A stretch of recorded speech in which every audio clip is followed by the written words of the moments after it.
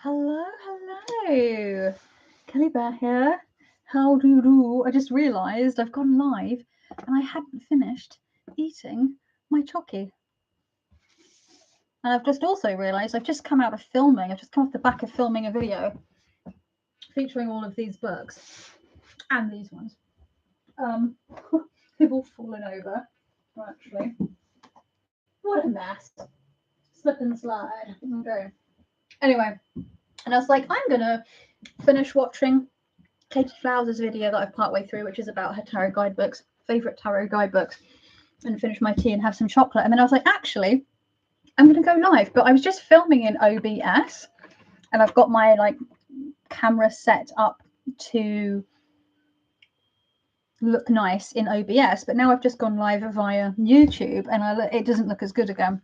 Hello, Chris, my darling. Actually, speaking of OBS, was it you who said that you use OBS for your videos? Hi, Shauna, my love. You all right? Because I need to work out. I know that you can use something like OBS to stream live onto YouTube, but I don't know how to do that. It seems very, very confusing. You do, okay, but that's so you can have the two different perspectives, the two different shots, right? So you can have like face forward and face down. But you could technically, I could do this kind of thing, face forward, single screen with OBS, couldn't I? I just need to work out how to link it to my YouTube, because then I can keep my settings for how the camera's set up with regards to the brightness and the gain and the color balance and all that. That's right. I'll have to figure that out. I tried to do it the other day and my brain was like dribbling out of my ears, but that was off the back of already setting up a bunch of stuff and looking at a load of videos about it. So just about setting up the camera itself. So, but Brian, hello, my dear. You're right. Yeah, I thought it was you, Chris, that had mentioned it, because you're fancy and you use your split screen. It's all just, yeah, it's all just very, what's the word?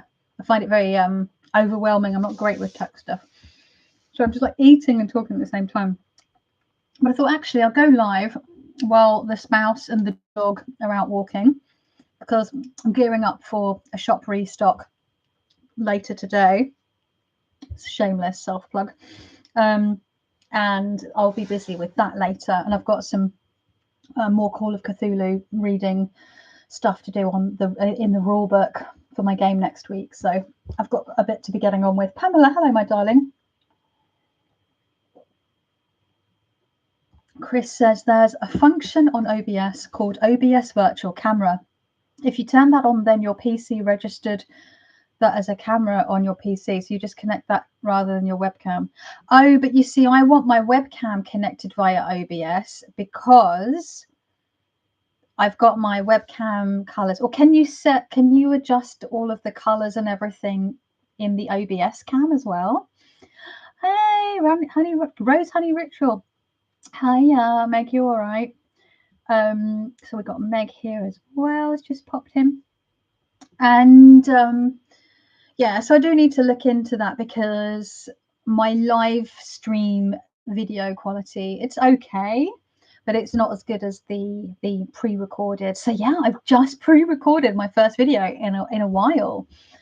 I can't remember, the last one I did was at least 2 months ago at least, and that was the first one in a long time as well. So yeah, but I thought I'd just talk about things that I'm enjoying at the moment, and it was inspired a lot by, I saw just how lovely people can be in this community, and just seeing and just how many interesting, talented, creative people we have in our community. So I was just watching Katie Flowers and her favorite tarot guidebooks. And Katie's someone that's been on YouTube for a long time, and I think a lot of people will know who she is. But I really enjoy her content and what she gives to the community. And then I'd literally just seen a comment from Saturnarium, because I'd watched one of her videos, her most recent video this morning, and commented on that. She did a good video about sort of secret magical knowledge and what that can actually mean, and I thought that was really interesting. Actually, what I found very interesting about that, it made me think of an episode of Lux Occult podcast that I'd listened to a couple of weeks ago. Lux Strata, she's the one that runs the Lux Occult podcast.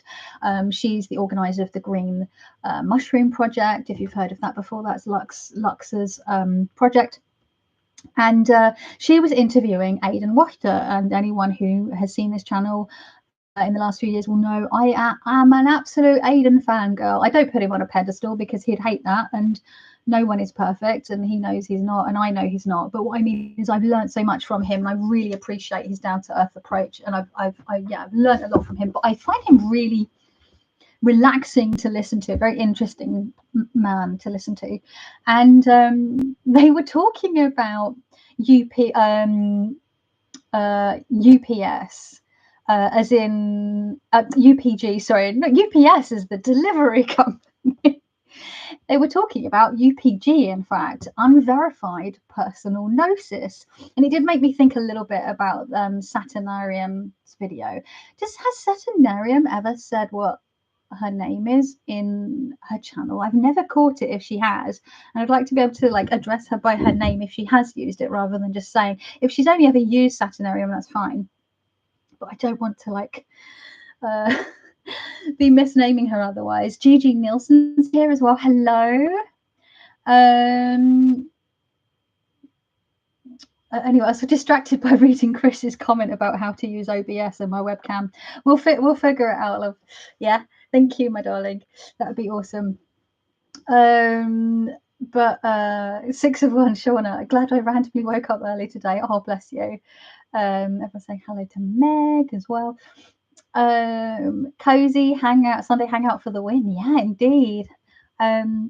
So has anyone else got a cup? I've got a cup of tea. Hi, Heather. But yeah, so one of them mentions, I can't remember if it was Lux or if it was Aidan, had mentioned unverified personal gnosis, and then one of them said, but that so kind of insinuates that there's verified personal gnosis, and if there is verified personal gnosis, who's verifying it? Because surely if it's personal gnosis, it's verified by you, in which case it's verified by your standards, but not by the outer world standards. And I think that's what they mean by saying unverified personal gnosis. It's that whole thing of, well, I've had an experience, like your personal experience doesn't mean something's true, right? Or that it's true for everyone else. But it just made me giggle because I was like, is there such a thing as verified personal gnosis? Wondering now that Jamie, hello, you're right, my dear. Anyway, that was just a little side note that the Saturnariums video made me think of. But I don't know if anyone else is watching the channel, but I really enjoy it. She makes really aesthetically pleasing videos. They're just yummy to look at, so I really enjoy that. And then I finally got around to watching a couple of Martin from Tarot in the City. Watched a couple of his videos because he's recently started a YouTube channel, and I know that he was interviewed by Simon a couple of weeks ago, but I was unable to make it to that live. I because the time has switched as well to 7 p.m. That's usually when I'm sitting down for dinner with my spouse, and we'll sit down, have dinner, and we'll watch a film, especially on a Saturday night. That's like our like date night, if you like. So then I've been especially missing a lot of the Simon's Saturday lives. Love Saturnarian Bibs, but haven't gotten to that one yet. Martin in the City, yeah. Tarot in the City, his Instagram is Martin in the City, and the reason he'd started the channel is because there's so many of the scammers that keep impersonating witches and tarot readers and other spiritual folk over on Instagram, and Instagram's not clamping down on it. So he's like, well, I'm just going to start a YouTube channel, because then he's got more control over that. So I watched a couple of his videos yesterday, and that was nice. And he's been really lovely. He actually, was it him? He shared the announcement that my shop update was going live today. He had shared that on his community feed. So thank you for that, Martin. I really appreciate that. It's very sweet of you. So yeah, it's just, people are just, it's just nice. It's just nice. But I don't just watch TarotTube. I also, Molly Roberts, who I've just mentioned in my most recent video I've just recorded. I do still need to edit and upload it, so it's in the can, but it's not ready to go yet. But Molly Roberts is someone that's been on YouTube for a long time, and she's just put up a video yesterday or today about what was it, Trashy Magic or something. I haven't watched it yet, but she always makes really yummy videos as well, especially as her channel's gone on and she's sort of really settled into her aesthetic, and you can really see her art style in her videos. I really like that. Another artist that I follow on YouTube, who is also creating a tarot deck that she's put some videos up about it. She's been doing it on and off for a couple of years, but she's trying to get as much of it done this year as she can. It's an artist called Roxanne Coble, and her YouTube channel is called By Bun. Her Instagram channel is also called By Bun, and her tarot deck is going to be awesome because it's so distinctly her art style, and I love her art style. She's the one that I got her my spouse for last year or the year before, got as a present the mini art journal course that I went through. I've done a few of her. Well, I've done 2 or 3. I've done 3 of her art journal classes at this point. They're like just digital downloads, but they're really, really good, and they're really, really thorough. And they have videos that you get to watch. But I kind of got obsessed with making mini art journals. They're in different various progress. So these 2 are empty. I made the papers for these. I stamped these papers with little clear stamps. Just used loads of stars and repeated the pattern. So these 2 have been made, but they've got nothing in them. And then this one is complete, so you can see the layouts are all finished. Is it gonna focus? Don't look at my face, look at my journal. So it's a really cute little, I just got obsessed with these. And then this one is sort of part way between the 2, as in like I've painted all the layouts, sorry, and started collaged them and painted them, and then some of them I've started working in. So this one you can see with all the guts, and that's very much a By Bun thing with the guts. And I was like, I'm going to do guts because I love creepy stuff. Is it going to focus? Come on. Are you gonna focus? No. Oh, there we go. So yeah, you can see it's a camera and it's split open and there's guts pouring out of it. So this is in various, this one's sort of partially done, partially collaged. This one's more sort of almost done. I feel like it needs a little bit more. Anyway, so she's an artist and she's creating a tarot deck. And it's sort of a slow, steady process because, 78 cards is a lot, which is what's always put me off making my own tarot, because I am terrible at getting started with a project, let alone finishing a project. Are you kidding me? I'm just like, my unfinished should be my bloody middle name, let's be honest. But yeah, so I really, really rate her as an artist. She does great videos. She's fun. And yeah, definitely recommend her.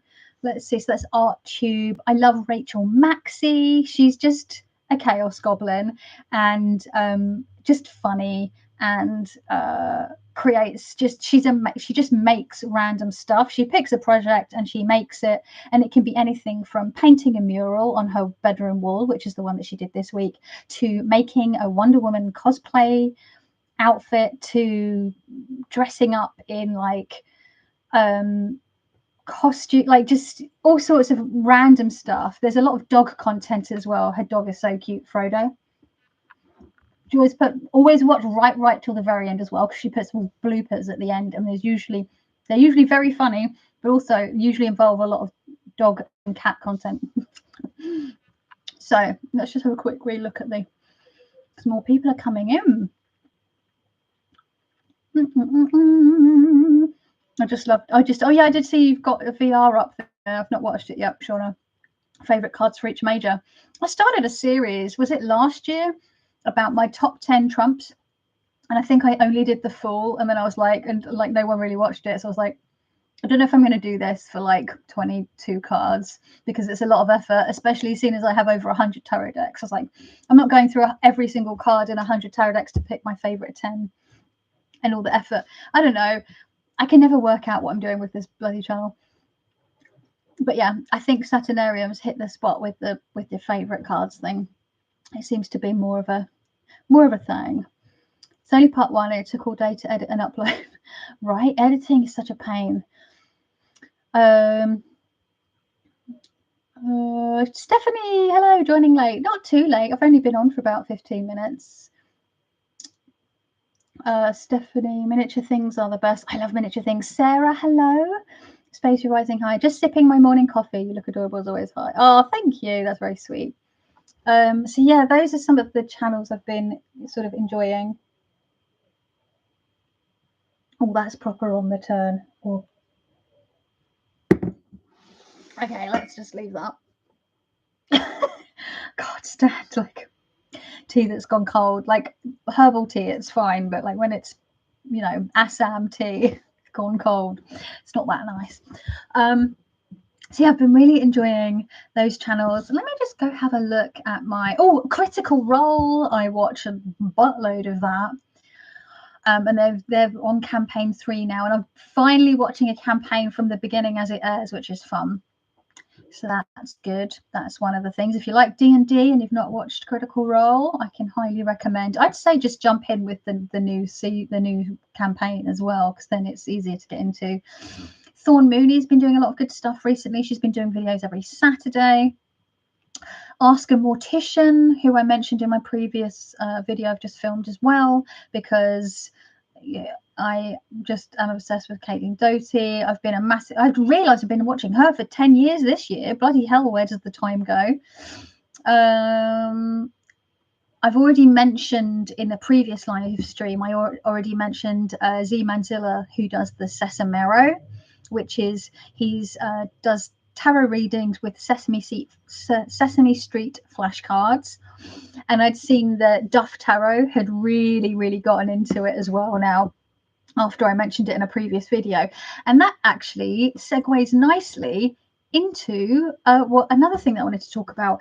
And I've been, as some of you will know, absolutely obsessed again with pip cards, pip reading, and Marseille and pip tarot reading again. I've gotten back into that groove in a very big way, and it was all kicked off by the Sesamero guy over on TikTok.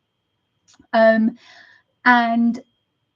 I was watching people that I really enjoy, who do Marseille and pip readings, but most of them I look at on Instagram. So Duff Tarot is actually one of those people. I think I found their Instagram account via Jess Roller of Coffee with Data of the Monster Lenormand, which I have. She makes really lovely tarot bags, patchwork quilted tarot bags that I can highly recommend. Go check those out. She did the Squid Cake Marseille, and she's always working on stuff. She's got an art channel as well, Jess Roller Art, I think, where she says she works a lot with watercolor as well, and she's been drawing a lot of Japanese painting, lots of Japanese door fronts, really beautiful. But I don't know how she does it. She's incredibly skilled, creative person, Jess. But I think it was her who is friends with Duff Tarot. I don't think I'm misremembering, but I really liked Jess's way of doing, 3-card readings and showing her working. And I spoke about this in my last live, or my live before that. And it's also something that Tom Benjamin does when he does 3-card readings on Instagram. And then I sort of found Duff Tarot, and she does a lot of tarot challenges, but I really enjoy her the way that she shows her working. I really like seeing, a nice brief 3-card reading, especially if it's a pip or Marseille deck, and seeing how people came to that conclusion, or came to that understanding of that reading. And obviously it depends on it's a context, right? The context of the question and the situation.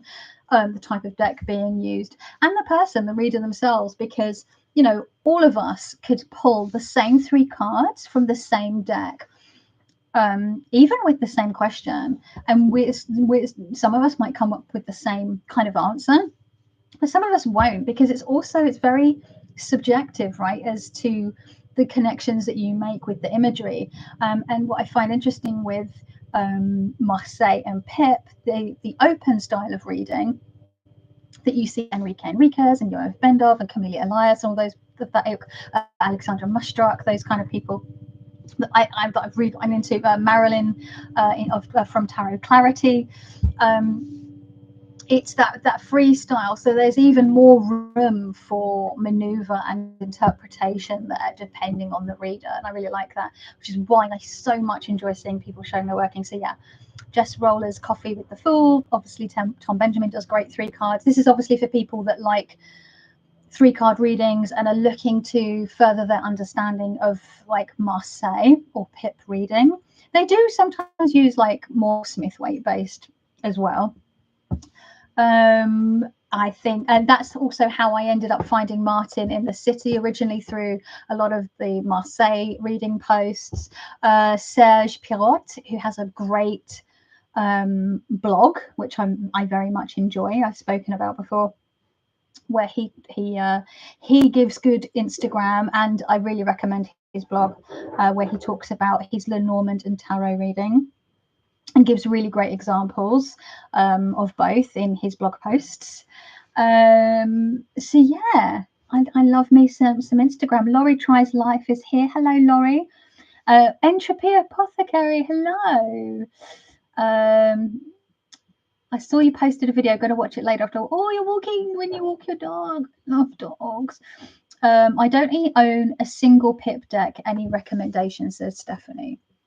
It really depends, Stephanie. Are you looking to start with Marseille? Because if you're looking to read Pip style, it's because I've seen some people go, oh, I've picked up my first Pip deck, and because I want to learn Marseille, and they've picked up, like someone I saw said that they bought the Pagan Otherworlds. It's a Pip. I would call it a hybrid deck, because it does have very Pipish pips, but also there are scenes at the bottom of each card, or it's set within a kind of a landscape with some scenery that alludes to the Smith-Waite understandings or meanings of the cards, depictions of the cards.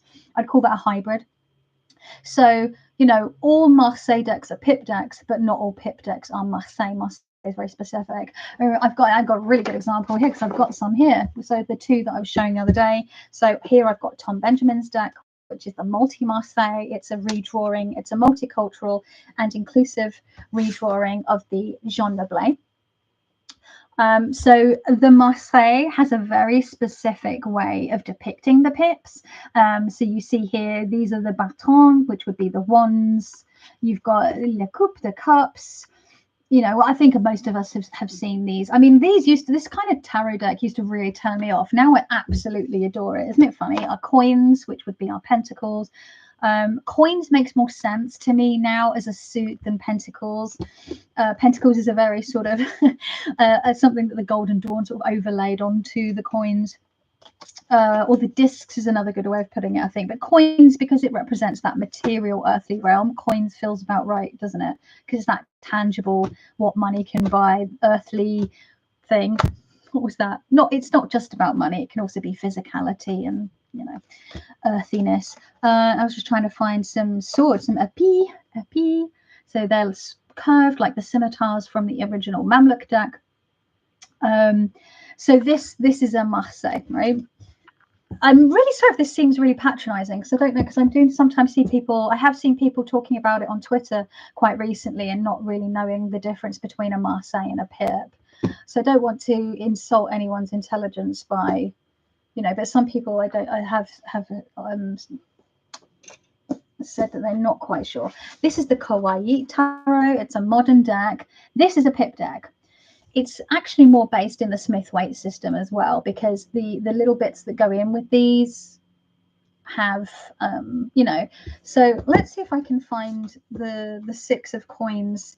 What am I setting myself up for? The 6 of coins from Marseille would be set up. Here we go. And there is a little bit of variation depending on the type of Marseille, like a Noblet versus a Dodal versus a Guzman. They all get there's some variation there. And that's before we even start looking at Italian decks. But again, they're not Marseille. So here we have the 6 of coins, right? Laid out in a very particular way. And here we have the 6 of coins. So we know it's a pip deck because it's pretty much just the coins that's the main thing. But here we have a very specific what's the word, way of depicting it, and this is not the same.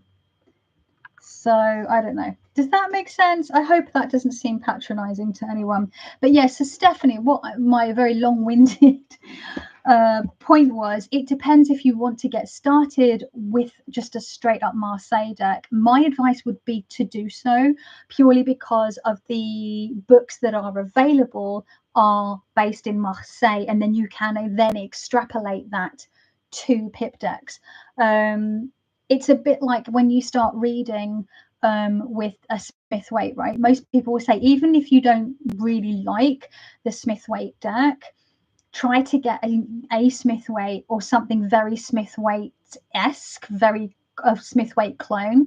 So for me, I'd say, if you really absolutely hate Pamela Coleman Smith's work, you might prefer, I don't know, some people might, the Tarot Illuminati by Eric C. Dunn, for example, the Visual Vomit deck that has a special place in my heart, despite it being sort of kind of ugly, but reads exceptionally well for me, weirdly. Some people might prefer that, like really over the top, you know, but it's still very much a Smith-Waite deck. Or you might prefer something a bit closer to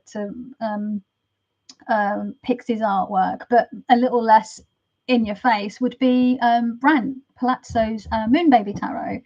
Still very much a Rider-Waite Smith, but it behooves you to kind of at least have one of those that you jive with, because all of the books that you're looking at, the modern tarot books, there's the Smith-Waite is there, the Rider-Waite Smith is the deck that always get, whether it's the Robin Wood or the Shaman Caselli or the Universal Tarot or the Radiant Rider, there is usually some form of the Radiant Rider, right? So yeah, the same is true for the Marseille. So if you're looking at books like where is it? Where have I put it? I don't know where I've put it. It's because of Marseille, the Marseille Tarot Revealed, for example, by Yoav Bendov. This is based on his redrawing of the Camwan deck, which is the CBD Marseille, which is a mass market deck. You can't go wrong with the CBD Marseille. I'd say if you're looking for a Marseille deck, his deck's a really good one to get. It's really readily available.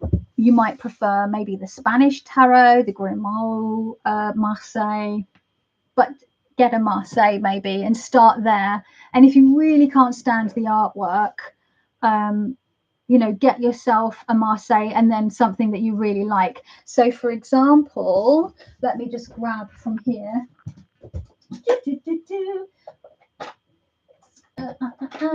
Let's just give some examples of Marseille decks that are Marseille but not quite Marseille, but they're Marseille enough for you to be able to get on with the like Marseille books if you're learning.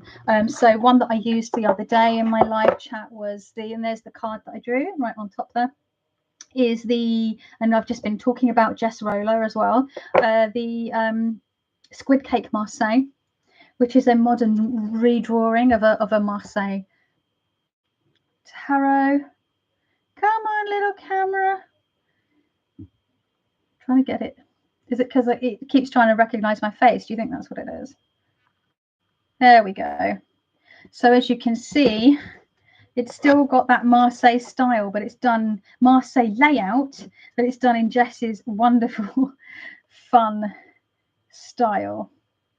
And the people are wearing modern clothing. And there's lots of tentacles and things because it's the squid cake. It's really, really cute. So you might get on better with that. Wandering Oracle do wonderful Marseille. So most people have heard of the Marshmallow Marseille. I am a massive fan of its sister deck nowadays, is my favorite. They're separated into minor, the pips and the trumps, because again, like I said, I've been reading a lot with just the Triomphes. This is a Marseille-esque style, but done with mer people.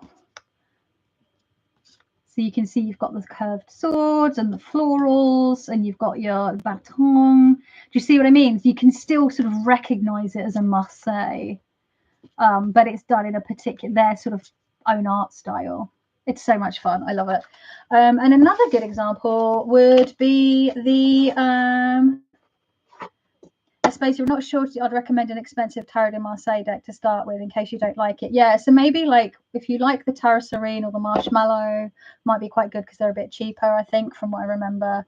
I'm just trying to think what a cheaper, fun Marseille would be. Maybe the Tarot Gulliver would be a good one, because that's kind of got, it's Marseille but quite fun, and it's like about, I think it's about £25, so that's a reasonable price for a mass market, kind of mass market Marseille, which is a bit more in a particular artist style.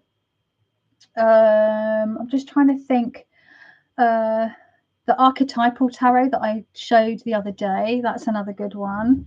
And then there's the Triomphe. This is the Triomphe Paradoxical Rose, but our Jamie here. Oh no, this is because I put them in, I put all the cards in the deck for taking the photos the other day for the product shots, because I need to let people see that you can fit every single card, including the oracle cards, in the pouch. So if you do want to carry the whole lot, you can. Obviously you can take them out if you just want to carry the tarot part of the deck. But again, can you see it's Patrick Valenza's style, but again, it's also clearly alluding to the Marseille. So yeah, I don't know. Let me, you love the squid cakes, says Stephanie. Yeah, it's super duper cute. God, I've not been writing down any of these recommendations to put in the description box afterwards. I'm gonna have to try and remember them all. Made a rod for my own back here. Let's just have a wee look through the chat, because I love the twiddle bugs from Sesame Street. Oh, the doodle bugs, do you mean, Heather? Oh, that was this. Pip decks. Isn't that a Yoav Bendoff thing? The open reading reminds me also. Yeah, so yeah, Meg, that open root style reading. Yoav Bendoff, Enrique Enriquez, Camelia Elias. I know Alexandra Mustruck does a lot of that. Marilyn at Tarot from Tarot Clarity does that a lot. A lot of Marseille readers do seem, from what I've seen, a lot read like that.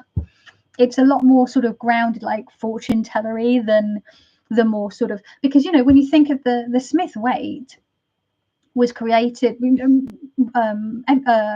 what's his chops? Waite, he was like wanting to create his own version of the Golden Dawn deck, and wanted to overlay a lot of esoteric stuff which wasn't originally in the tarot. Let's be honest, it's sort of been labeled, it's been piled onto it, and more stuff has been piled on, more and more, like astrology and Kabbalah and herbs and crystals, and actually it was, for me, the thing that I really enjoyed about getting into Marseille and pip reading was stripping that all back and just being, right, what is in front of me, literally, and using directionality and sort of eye rhymes and things like that in a reading, and it started to feel much more sort of grounded, and yeah, had a more of a fortune tellery vibe to it, which I hadn't really had with tarot before.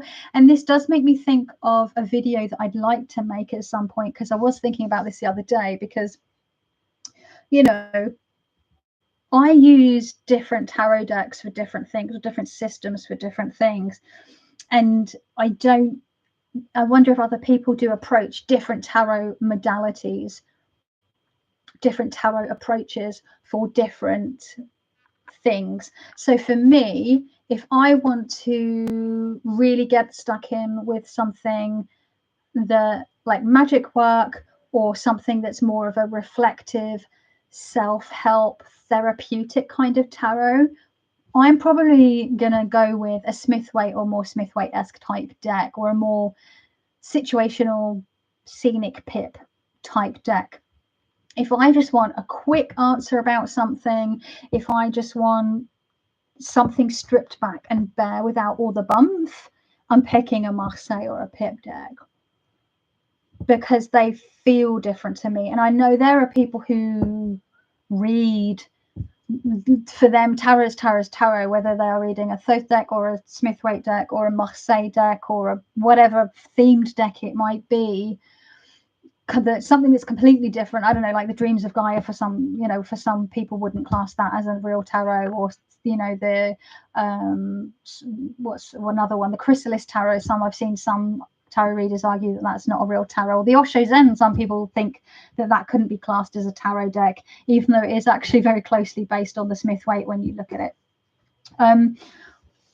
Some people will just read them all the same, whereas for me they are very different in my brain, and I'm more inclined to first look at the numerology and the elements, and then start looking at the sort of open style of reading when it comes to pip decks. Whereas with Smith-Waite, I'm more looking that I'm starting to bring in, what is the symbolism? What does this mean? What does this bird mean? What does this thing here mean? What is this more hidden mystery? Because it has more of an esoteric and occult link to it for me, because that's how it was created in the first place. Wow, what am I on about? I only have one, the New Choice Tarot de Marseille, but I haven't learned how to read it yet. I just love looking at it though, because it's gorgeous. It's very pretty. Noble is maybe my fave Marseille. Same, Meg, right? But then I got the multi Marseille, and now I'm like, which is basically, it is the Noble, but we have people that's got like vitiligo in it, and people of color and people with disabilities, and come on, camera, please, there we go. So like this wild card has vitiligo, and because a lot of the time the people in the Marseille decks are either the same color as the background, or they're very sort of peach, or very, very orange if you're looking at the Spanish tarot. I'd love to get a copy of the Spanish tarot because of that particular orangey color. Maybe that was their way of depicting sort of Mediterranean skin. I don't know. So yeah, it's trying to get it to focus. Apologies. Come on. There we go. As soon as I cover my old mug, the old boat race. So yeah, I really love the Noble as well, for like an original traditional deck. I like more modern versions, but I'll try both, says Stephanie. Yeah, maybe Stephanie, just maybe see if you can find just like a mass market Marseille that you can kind of get on board with.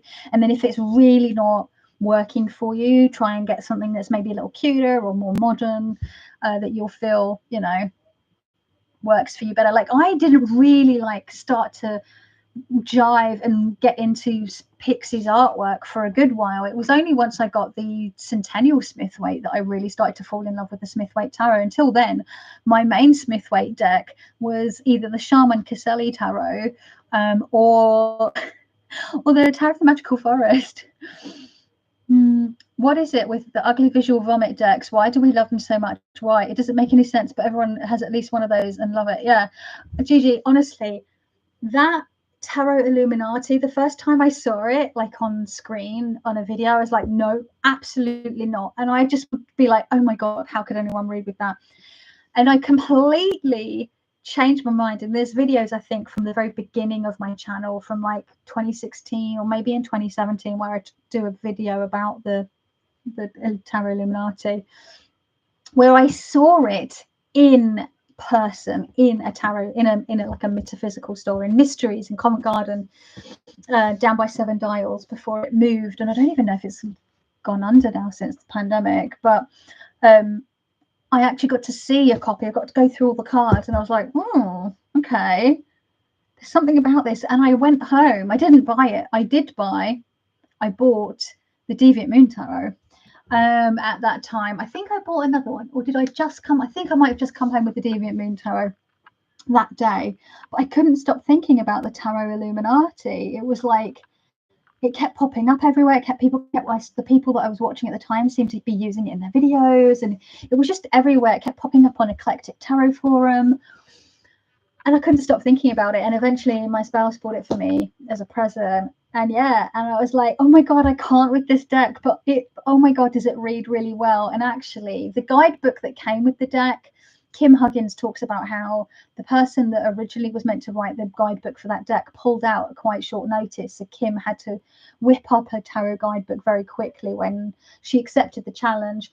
But she did have more to say about the deck, which is why there was the separate book that she wrote, which is called The Complete Guide to the Tarot Illuminati. As you can see, it's tabbed up to the eyeballs on, divided into each of the sections. I really, really rate this book. I really love this book. I found between this and 78 Degrees of Wisdom, I finally really started to get the Smith weight. I really did. Because until then, you know, my first tarot deck was the Osho Zen back in like 97 or whenever it was. You know, I didn't know what a bloody Smith weight. I didn't know a Smith weight from a Marseille, from a Thoth. You know, I was like, tarot is tarot. And then I had the Shaman Caselli's beginner's tarot deck set with the book. The guidebook to that's really good. But I've bought and given away that set itself like at least 3 times. So I don't have a copy anymore. The last person I gave it to, I think I gave it to my friend Ellen a few years ago, and I never rebought it after that. I was like, clearly if I buy it again, I'm going to end up giving it away, which is fine, but and I just sort of was using the guidebook with that. So yeah, if you don't have this but you like a Smith weight read, this, you can't go wrong with this, because you don't have this but you like a Smith weight read, this, you can't go wrong with this, because the Tarot Illuminati, it's got everything. I always say it's visual vomit. Like, it includes everything, including the kitchen sink and then some. So you've got all of the Smith weight imagery in their symbolism, like times 100. But it really, like, it was like being hit in the face repeatedly with like Smith weight until like you understood it. But this is a really good book, by the way. Is it highlighted? Yeah, I was gonna say that it's like the highlighted and tabbed, and well, it's not too, I mean, I say it's not too bad. It is a bit dog-eared, and the front cover is creased, and I'm a bit rough with the books that I really like and use a lot. I love the Noble Rose. It's my first and only Marseille, says Brian, for now. The Artisan did a great job. Oh, do you know what? I love the look of the Artisan Tarot's version of the Jean Noble, because I've got the Jean-Claude Flournoy version, but the cardstock on that, my God, whereas with the Artisan Tarot one, it's a lot more flexible, so it's easy to riffle shuffle, and I love me a riffle shuffle. Lots of people saying love. Jamie's loving the squid cake. Meg has that version of the deck as well. Squid cake is one of Meg's favourite Marseilles. Lots of love for that. That's good to see. I mean, we shouldn't forget the Triomphe della Luna, please. Yeah. Oh, I mentioned that one already. I've got the OG version, and I've got this Paradoxical Rose, which used to be our Jamie his copy, wasn't it, Jamie? We did a little swapsy, so some pouches for a deck. Yeah, let's see, everyone loving that. Triomphe doesn't read for me, and I'm thinking about getting rid of it, says Meg. Oh, really? I'm sure someone will snap it up. I sang to Martin from Tarot in the City. He did I was watching his video that he'd done a couple of months ago about his deck purchase regrets. He showed, I think he only showed 4 or 5 decks. That was the first video. Apparently he said he was doing another one, which I haven't checked out yet. But you know, it's funny because they no matter what deck we don't like, if we're going to pass it on, one person's like deck purchase regret is someone else's like deck treasure. So if I'm sure someone will pick up the Triomphe from you, Meg. I love the Triomphe, and now I've got the Rose version. I have to admit, this is the one I pretty much used the most. Although it's fun to, I do like having the two different versions, because if I want to do, it's quite nice to have two different versions for certain kinds of readings to tell the difference. Or if I'm doing a tirage en croix with just the triumphs, the trumps, I can, and the quintessential card is the same as one of the cards that's already in the reading, I can pull it from the deck, the other version that I'm not using for the main reading. So and I do the same thing with the serene and the serene and the marshmallow, and kind of this as well. But I've also been using these two together for that as well, the kawaii and the marshmallow, like the squid cake. I just like having the two now for readings, and it's quite nice also for like decision readings as well to have like two different decks. I'm not sure I'd recommend it. Oh, I've already said that. Yeah, no, that's understandable, because yeah, that's a good point, especially about not spending a fortune on a deck and then you're like, I hate it. Artisan Tarot decks are very affordable. They are if you're in the US. I did look at getting the Jean Noblet version, and to get it shipped and with taxes, I was like, oh, okay, well, I'm not getting that, because I'd already just bought like Tom Benjamin's Multi Marseille and a bunch of other decks, and I've been hammered with like taxes and shipping. It is what it is. It's just why I don't usually order a lot from overseas these days. I used to all the time. It never used to be quite so bad as it is now. Artisan Tarot, Gulliver. Yeah, Tarot Gulliver. Shall I see if I can find it? I'll just go into the Amazon because it's easier to find. The Amazon makes it sound like I'm going into the actual Amazon jungle. Tarot Gulliver. Let's see if I can find it. The artist Gulliver, they have like a Gulliver Aventurier. Okay, I don't know if, I think that's like a pen name, an art name. Here we go. This is the Tarot Gulliver. I have paradoxical blue. I have the paradoxical blue, and I think I hate it, says Meg. Oh no. Anne, hello Anne. You're right, my love. Love the marshmallow and Triomphe paradoxical, but my favourite style, a Tarot des Ozarks. Yeah, the Tarot des Ozarks, that's another good one. It has a very obviously it's a very sort of abstract and fluid looking Marseille, and it's why I don't recommend it for beginners, purely because I do think you need to maybe just have, it might be a little bit more difficult to sort of really straight off the bat recognize who all the like face cards are. So I find that's more once you're a little ways down the road. I don't think you need to be too far into Marseille study to be able to use that deck, but I do think like straight off, although I'm saying that you can start with any deck. It just depends on how much of a nerd you want to be about tarot, and how much time and effort and how much time and energy you have to be able to like put into learning, because so many materials are geared towards certain decks or certain types of reading. It just makes it more difficult if you've got a deck that's more out there.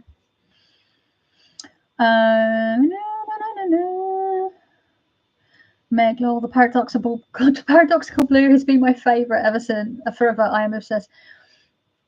I have other versions, especially that one. I love. Everyone loves hates different things. Yeah, that's the thing, right?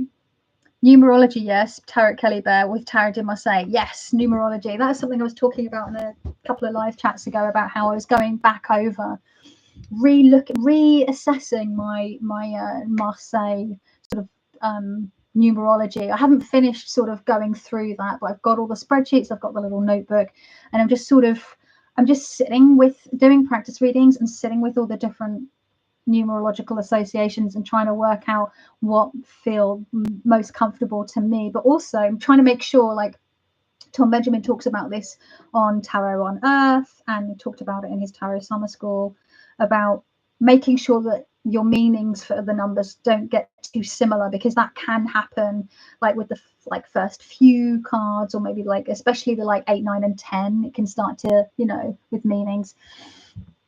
Had you have reading in book like, no, you know what, I've not got read like the devil, but I do have towards the art of reading. I do need to. Do you recommend read like the devil?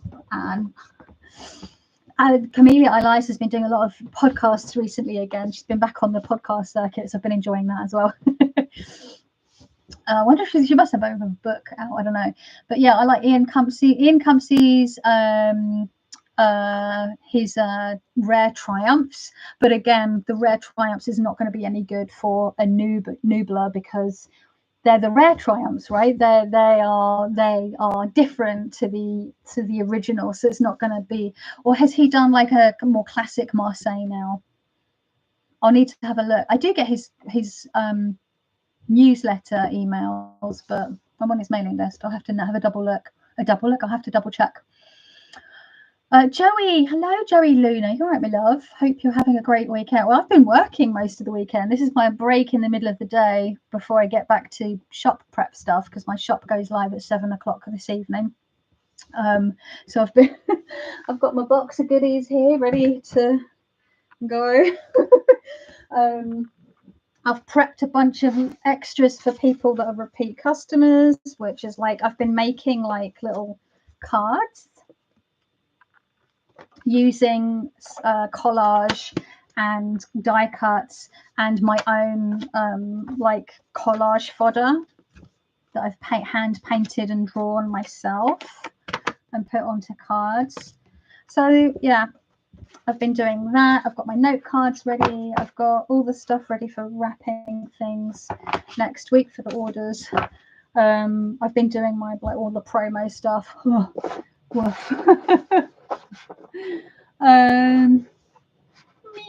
Which deck is this, Kelly? Tarot de Marseille with diversity, says Jamie. It's Tom Benjamin's Multi Marseille, Jamie, and you can get it on Make Playing Cards. If you go to his website or if you go to his channel and click through, you'll be able to find the deck. Let's see. I have a mini Smithwaite deck. I bought it just to be sure the symbolism within the modern decks. Oh, Jerry Luna, I completely subscribe to this. The heads do not belong in the bodies, but it just works. I know you're talking about this, right? Because the perspective is all off, right? They just but for some reason that it's almost, I was almost like annoyed. It's like Henry Cavill, or his bloody name is, does nothing for me. Just as Henry Cavill, as Superman, as anything.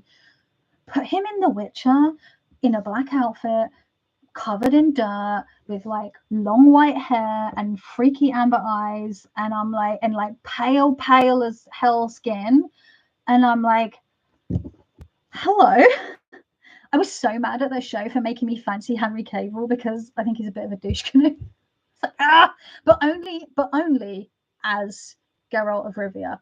Nothing else. Outside of Witcher does not do a thing for me. Isn't that funny? Hashtag goth life. What can I say? Let's see. Checking I'm up to date. Love that story, Kelly. What's that? Is that about the Illuminati?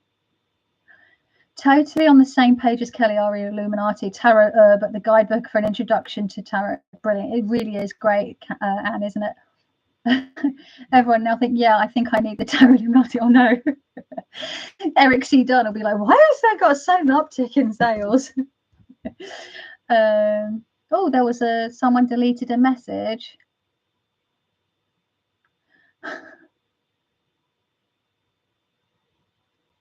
Oh, someone posting a silly thing. Thank you to, was it Shauna? Because I think you're the only wrench here today. My friend said the same thing about him as Witcher, right? Like, I just, he does nothing for, he's like, just, I'm not interested in like beefcake, conventionally attractive men, or like most of the people I find attractive, there's something a little left of center about them, or just like interesting. Like me and my spouse watched the Sparks documentary by Edgar Wright on Netflix last night, and boy, those guys when they were younger, like everyone fancied Russell because he was like the pretty front boy, but like, I'm sorry, but hello, Ron is the one for me. Just, it is what it is. The heart wants what the heart wants. I keep going back and forth on Chamelea's books. Just finished her Lenormand Devil book, but makes sense how I do have a but. I do like to say it's approach though. Keeping you on the riff raff. Yeah, thanks, Shauna. Yeah, that's the thing, right? Like, I don't agree with everything that Camellia lies. So she can be a very polarizing figure, I know. But I just really like, same with Enriquez. I don't agree with everything that he says. I don't agree with everything if Bendorf says. But I really enjoy reading their books, and I'm just like a sponge. I just like learning about different people's approaches and taking what works for me. It's the same with like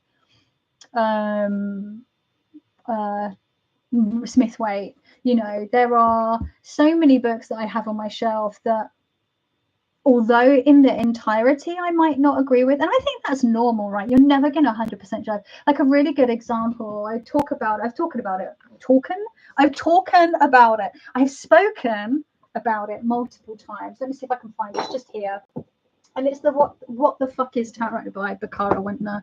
And this book I really would recommend to beginners who are starting with a Smithwaite deck, because it's not too chunky. You can see mine's color coded. It's not too chunky. It's written in a very sort of accessible, modern way. And I absolutely tore through this. I loved it. You can see it's like highlighted quite heavily. And this deck is now available. It's called the Way Home Tarot. I think it's an independent. I've highlighted loads of it. But I got to the court cards and I hated it with a passion. I cannot express how much I dislike the way Bakara Wintner talks about the court cards. It feels very negative.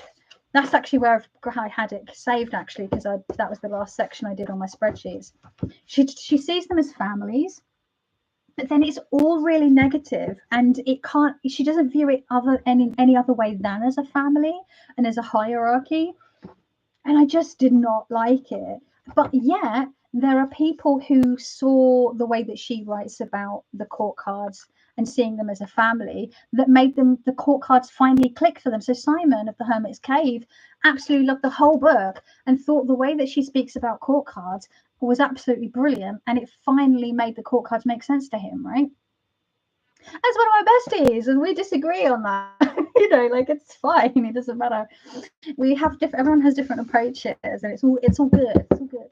And I think there is such a thing as maybe overloading yourself. I've spoken about this over the years of having tarot overwhelm and too many books.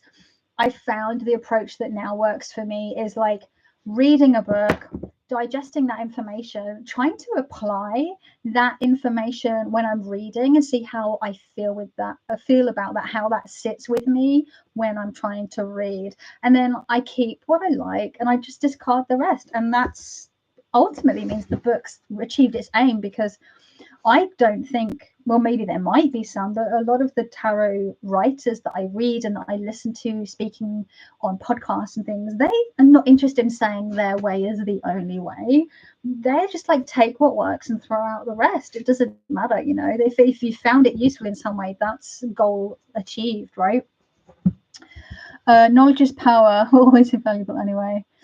Let's see. I liked him as Sherlock Holmes in Enola Holmes. Oh, yeah. Oh, actually, yeah, he was. But then he had the whole, like, late Victorian thing going on. And the late Victorian, the costuming was all over the shop with that. It wasn't historically accurate. But, yeah, the late 1800s, early 1900s costume, like clothing, I really, really love. That and, like, the menswear of like the late 18th, early 19th century as well. Just love a breach. I love a breach. So yeah, that's a good point. I did but he was playing Sherlock Holmes, and he had like, he was all in gorgeous tailoring. But I fancy his Sherlock. I think I just fancy Sherlock. That's fair, GG. What is cool about them is that they're doing what they're doing instead of people being like, that's not what the card means. Yeah, like Maggie, that's literally what I was just saying, right? About like they're not being like, this is how you read it. I don't know why I did that. I apologize. I'm showing my like age. Knowledge is power. I totally understand fancying any incarnation of Sherlock, says Shauna. It's just Sherlock is Sherlock is Sherlock, right? It doesn't matter. Like, I don't, if it's Benedict Cumberbatch or like Robert Downey Jr. or Basil Rathbone, hello, or Henry Cavill. Although I think I do prefer Henry Cavill as Geralt of Rivia. I can't buy anything right now. You're killing me, Layla. Oh no, I'm sorry. I don't want people to like feel bad about not being able to buy stuff, my love. I learned always a book and I learned always a book and I don't know what that was. I spoke 3 languages and cultures, defense, I'm a good player, I'm good security jobs. I don't think that has anything to do with tarot, so bye bye.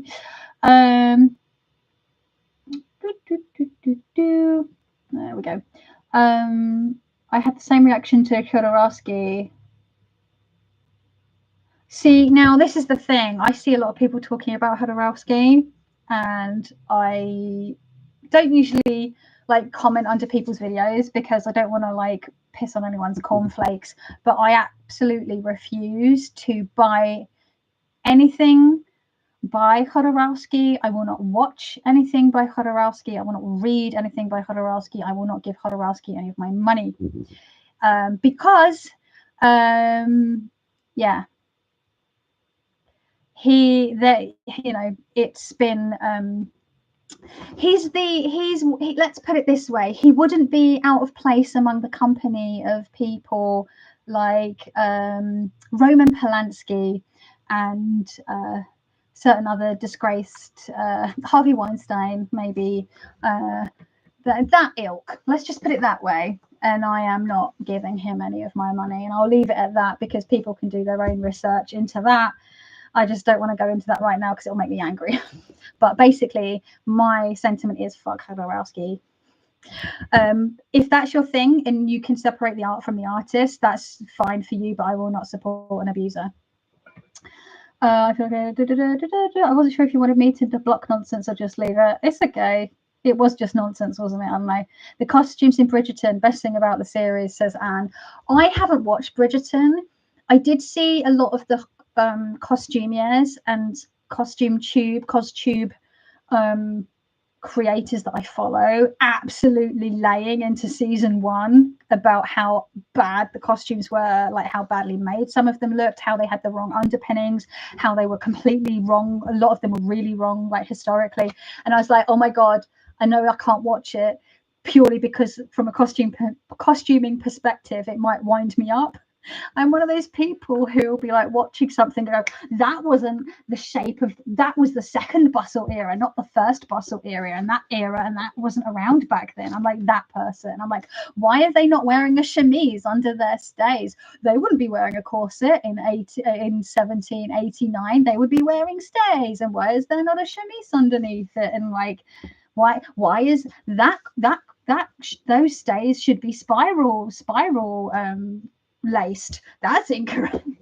This is the problem when you come from like a fashion background and you have an interest in clothing history. I love period dramas, but when the costuming is off, like I have to like take deep breaths because I'm always like, what was the costuming department doing? Extant garments exist, museums exist, research is a thing. Anyway, let's see. You can Google that, Gigi. Yeah, no, I've seen pictures of the costumes and they look fun, and I think that's fine. Like for me, Enola Holmes, the costuming was all over the shop. Like there was a shop outside. Outside one of the shops in one of the street scenes, there are crinolines for sale.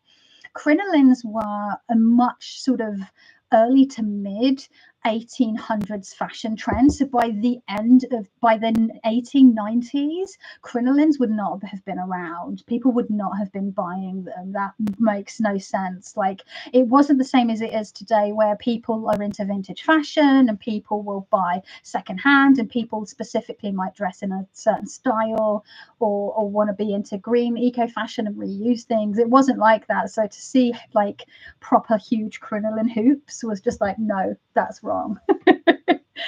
You know. That's just my brain. Anyway, I was originally talking about things that I was enjoying. I was going to start talking about like the podcasts that I've been listening to, and that's a combination of like magical podcasts, paranormal podcasts, and so on, tarot podcasts. But I think I might leave that for another day because I've just had my spouse get back with the doggo. And also I was going to talk about some of like films and TV shows that I've been enjoying, but it's not super relevant to this, like to tarot and what have you. So I think that is, and I've been talking for an hour, and I've been talking for 45 minutes before that for my video that I pre-recorded. So now I've been almost talking for 2 hours, and I'm really feeling it.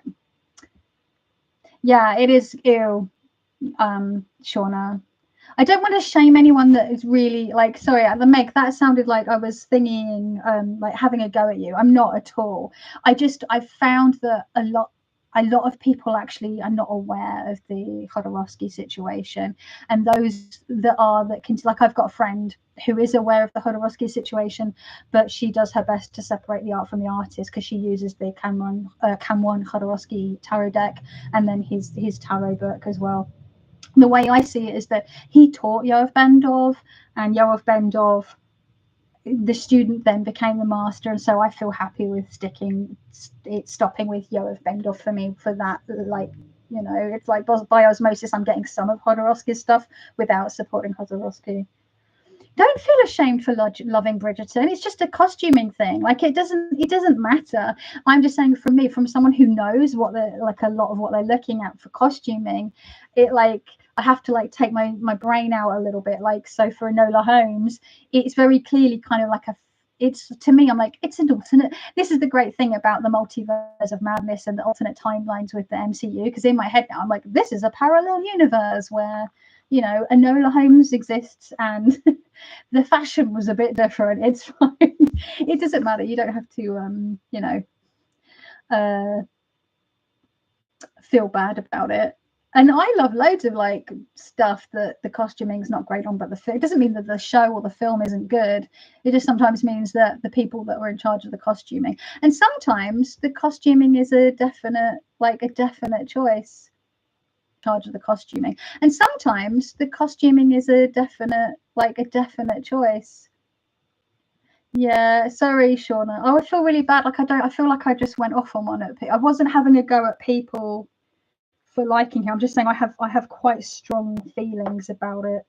I have quite strong feelings about a number of sort of people in the public eye that, and, you know, the thing is, you know, he's still alive, right? So it's not like it was 100 years ago. It might feel a bit different. It was 100 years ago and he's not getting any of my money, or I'm not supporting him, but because he's someone who's still around and still like just walking about as if everything's fine, like, it just feels very, doesn't feel nice.